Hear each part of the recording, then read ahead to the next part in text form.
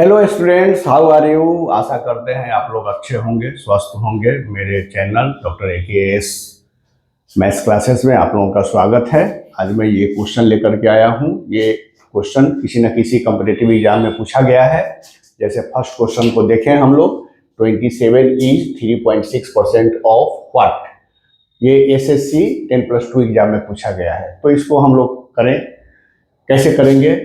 तो दिया हुआ है 27 इज मीन्स इक्वल कर देते हैं 3.6%। 3.6 को पॉइंट हटाएंगे तो 36/10% के जगह पर यहाँ पर 100 लिखते हैं। और of what, of means into what मान लेते हैं x। अब इस x का वैल्यू निकाल देना है हमको। तो x का वैल्यू निकालने के लिए हम क्या करें, तो इसको सिंपल कैंसिल करेंगे। जो कटने वाला है जो उसको काटेंगे और उसके बाद तब हम लोग ये कर देंगे। तो अब देखिए, ये इसके नीचे 1 है तो ये न्यूमरेटर कैंसिल होगा। 9 से 9 3 जा और 9 4 जा। फिर ये 4 से ये कटेगा 25। इसका मतलब है कि x का वैल्यू हो जाएगा x equal to 25 into 3 75 into 10 750। तो x का वैल्यू निकल गया 750। आप देखें यहाँ पर 750, ये आंसर हो गया। दूसरा क्वेश्चन देखें। ये क्वेश्चन जो है ये होटल मैनेजमेंट के एग्जाम में पूछा गया है। तो ये क्वेश्चन देखने में कुछ लंबा लग रहा है, लेकिन जब सिंप्लीफाई करेंगे तो बहुत जल्दी हो जाएगा। देखें हम लोग, यहाँ पर दिया हुआ है 12 ऑफ, तो लिखते हैं 12 of means Guna 26% means 26/100 of into 5/78 of means into 38% means 38/100 of into 7/152 of means into 10,040। बस हो गया। अब इसको हमको सिंप्लीफाई करना है। सिंप्लीफाई करने के लिए क्या करेंगे, 20 ये 40 कैंसिल हो गया। अब जो है हमको और कैंसिल करना है। तो कैंसिल कैसे करेंगे, तो आप देखें 6 से 6 2 जा और 6 1 एंड 32 जा, और आप 2 से ये कैंसिल करें, 2 7 जा एंड 2 6 जा, 2 से भी ये कैंसिल होगा, 2 3 जा एंड 2 8 38 कैंसिल। तो नीचे का सब कैंसिल हो गया, बचा ऊपर क्या 5 इंटू 7 35। तो आंसर हो गया 35। देखने में लंबा है लेकिन बहुत जल्दी हो गया। उसके बाद ये क्वेश्चन को देखा जाए, 25% of what amount of money is equal to 12.5% of rupees this. ये SSC में और FCI में ही एग्जाम में आया है।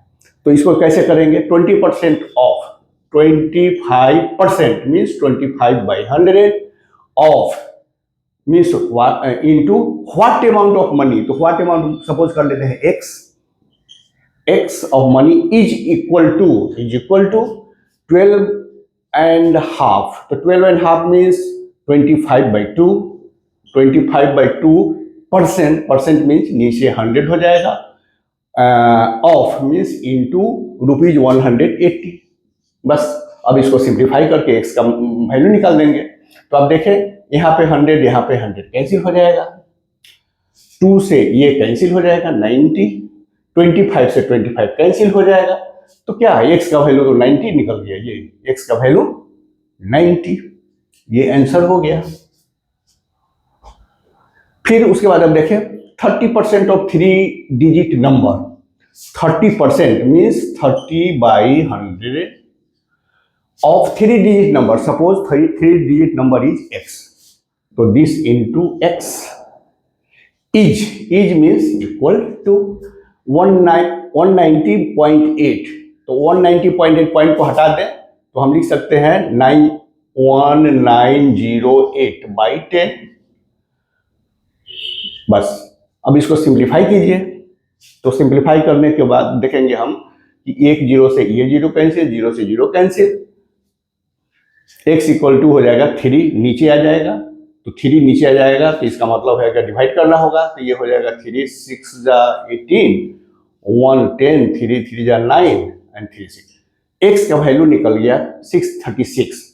अब फिर इसका सेकेंड पार्ट देखिए, what will be 125 point of that number means this number. तो इसका हमको 125% निकालना है। 125% मीन्स 125 बाई 100 इंटू 636। अब इसको